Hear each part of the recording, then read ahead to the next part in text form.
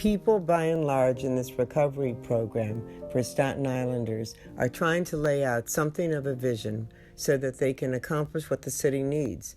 Often when funds aren't appropriated to people, they lose interest and their attention is displaced.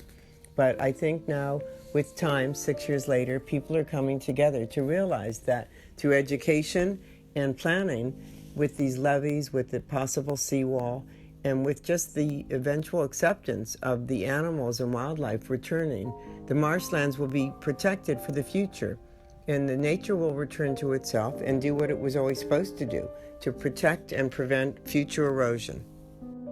Sandy was different from 9/11 in that 9/11 impacted, first 9/11 was a terrorist attack.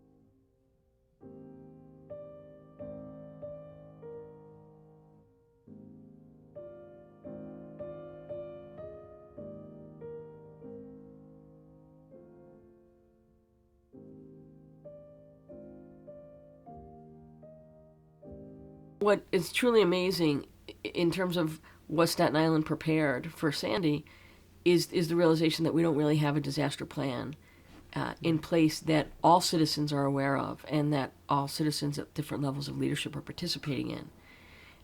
Clearly, people didn't leave their homes in Sandy because the year prior we had a Hurricane Irene, and people didn't evacuate for that. Or they did evacuate, and nothing happened. And we did not have the impact that had been projected. So I think there was kind of a comfort level that, this is just the same as it was last year. There was also the issue of some people really didn't get the message to evacuate, and I don't know how strong it was until the last minute. I know at the very last minute, that Saturday, when I heard our mayor say, this is no joke, you need to evacuate, you need to be prepared for this, that's when it hit home to me that something much more serious was going to happen than we knew.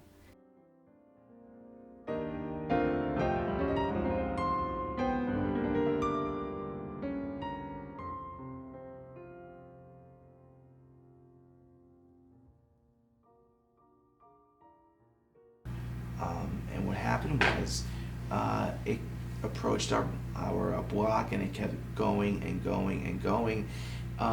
We wound up packing as much stuff as we could from down here.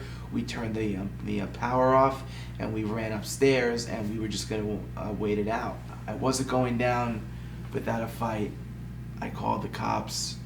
I called 911, I should say, and they connected me to the fire department. And of course, the first thing that they asked was, are you in a zone A? And to try to explain the emotion and the thought going through my head at that point, and they asked me that twice, it was embarrassing. It was scary. It was remorse, because I didn't want them to come out here to try and rescue us when we could have left and we should have left. But I told them that we were trapped, because we were. At that point that I called them, I had no idea if the water was going to stop coming in our house. I had flashbacks of Hurricane Katrina in my head, going up on the roof.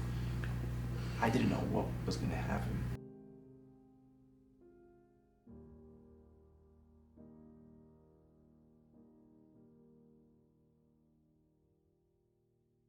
Well, we learned through reports, through the news agencies, that there were two small boys. I don't know their ages offhand, but I know that she was in a minivan vehicle, and it was very difficult for her to, I guess, drive through the heavy winds on Father Capodanno Boulevard where she was.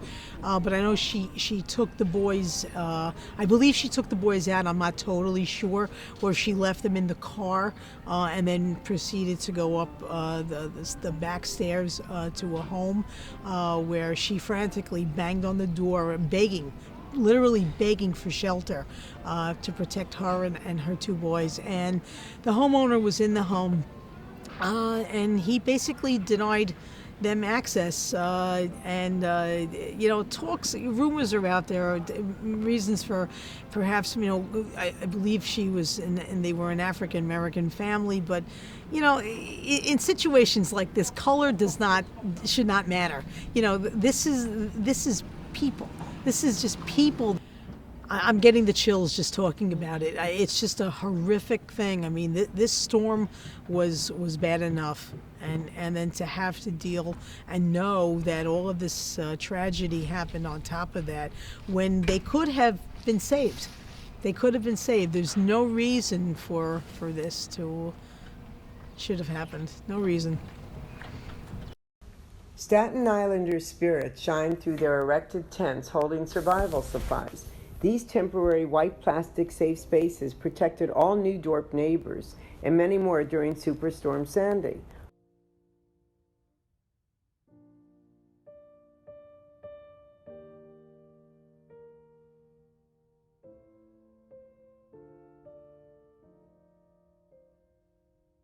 We have tents set up where we feed the residents here on a daily basis from 10 to 10. Have clothes that we give the residents. We have cleaning supplies, deodorant, shampoos, conditioners like that. We got a massage lady to come in today and give the residents a special treat, give them a massage, try to relieve some of the stress that they're going through with the government not coming in and helping in the insurances. We been here almost I think it's 2 months with 52 days. We've been here since the second and third day from the storm.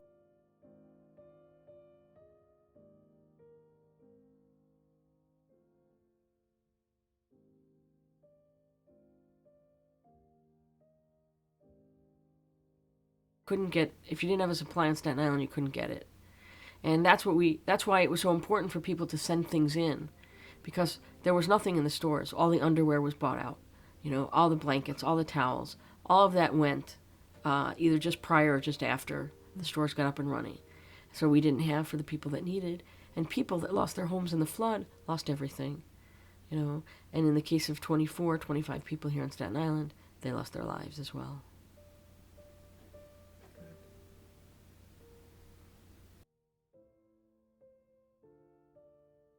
Sadly, there are still folks in our community that are not home yet.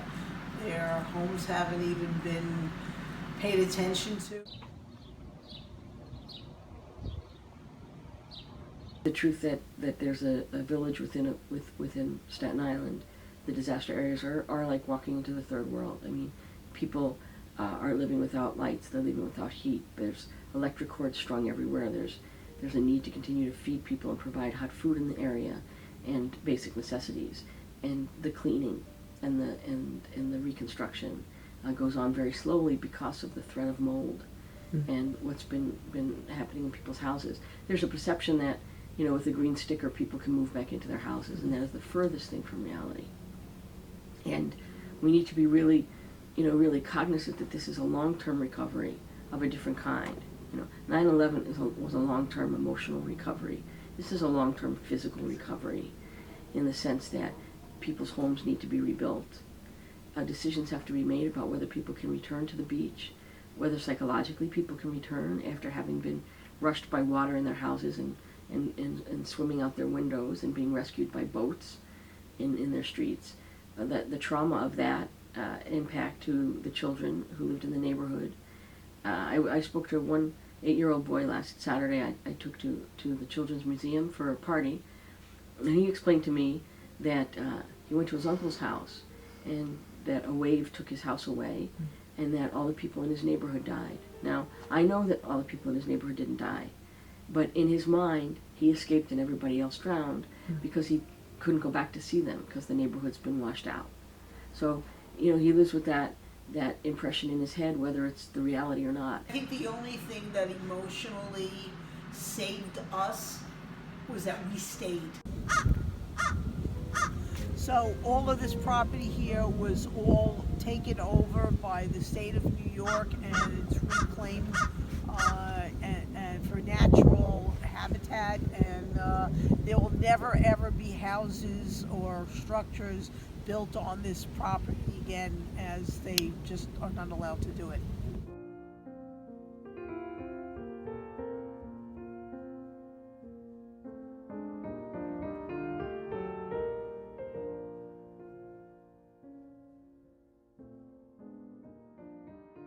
Let's build something that enhances the island and enhances all the homes that are going to be looking at the promenade.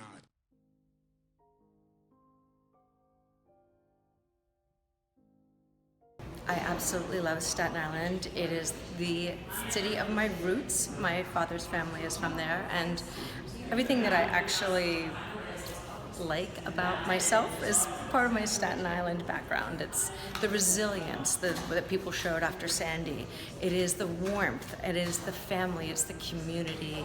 It's the integrity. Staten Island is a place I'm really proud to call my ancestry.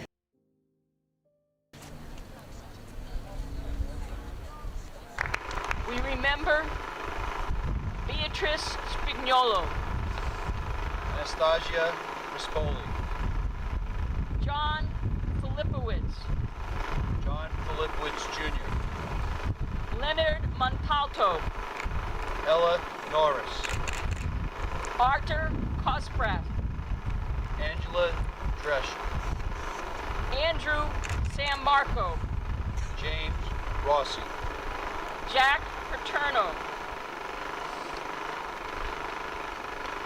Patricia Bevin, Anna Gesso, Eugene Contribuis, Walter Colburn, and his wife Marie Colburn, George P. O'Regan, Frank Suber, David Haggerty, Charlotte Brewster, David B. Maxwell, Connor N.